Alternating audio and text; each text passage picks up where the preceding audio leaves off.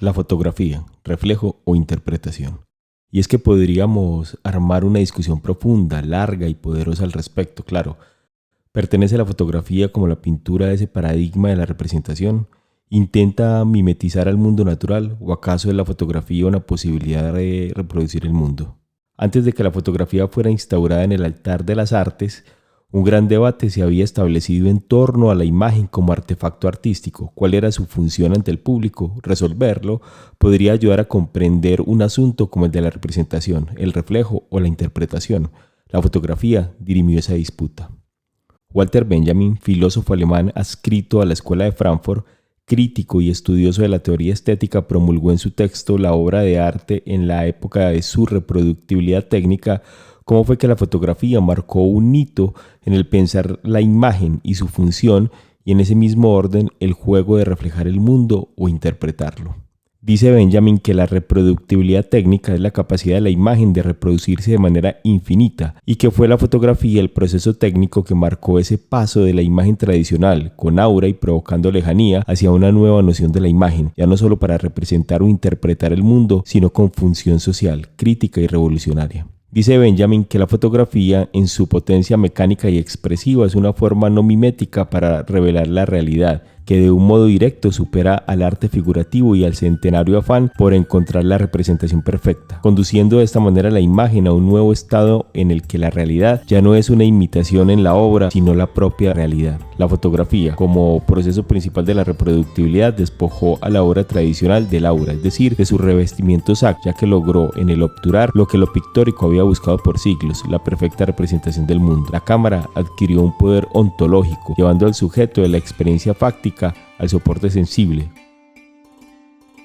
La fotografía marcó entonces, según Benjamin, ese tránsito entre la noción tradicional de la imagen, que tenía aura y por esta razón estaba lejos de la comprensión completa de ella, y la nueva imagen, que era reproducible y con nuevas funciones sociales.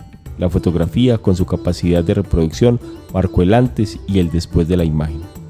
La imagen antes de la reproductibilidad técnica era una imagen mimética, es decir, con el propósito de ser reflejo e imitación de la naturaleza, pero además ungida con un halo dominante, que ante la mirada de cualquier espectador se hiciera inalcanzable. Era una imagen con único sentido, otorgado, claro está, por las figuras de poder que la ostentaran. La recepción antes de la reproductibilidad técnica, dado que la comprensión de la obra no podía darse completa, salvo ser un elegido, chamán, sacerdote, líder supremo, monarca, prelado, señor feudal, burgués, crítico de arte o curador, era una recepción pasiva y excluyente. El artista era un genio creador, un ser ungido, tocado, nombrado, señalado o elegido por un ser de poder superior para que con su talento innato y el dominio creativo pudiera plasmar en la imagen lo que el poder mismo le solicitaba. El artista debía poseer un don especial.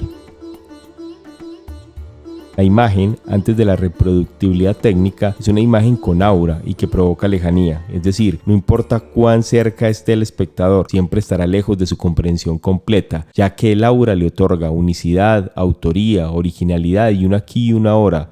Solo los elegidos pueden comprender ese revestimiento sacro. En definitiva, la función de la imagen antes de la reproductibilidad técnica era ritual, estaba al servicio de los oficios mágicos, religiosos y de culto, a los fenómenos naturales, a los dioses, a los tocados por Dios, a los monarcas y poderosos, a la belleza concebida como pura y limpia, al arte por el arte. En medio de este uso de la imagen y de la obra de arte tradicional y develando los soterrados hilos del poder que se ejercían tras su función, es que aparece la fotografía y su posibilidad técnica de ser reproducida, acabando con la idea de la imagen única y original y posibilitando, más allá del reflejo, la representación del mundo, un mundo posible dentro de la imagen. Después de la reproductibilidad técnica, la imagen dejó de ser mimética y por el contrario pudo ser manipulada para crear otros universos posibles y con ello generar no solo un sentido sino sentidos múltiples y diversos. La copia ejercía posibilidades infinitas al ser tocada, trastocada y transformada según cualquier designio y no solo el poder imperante.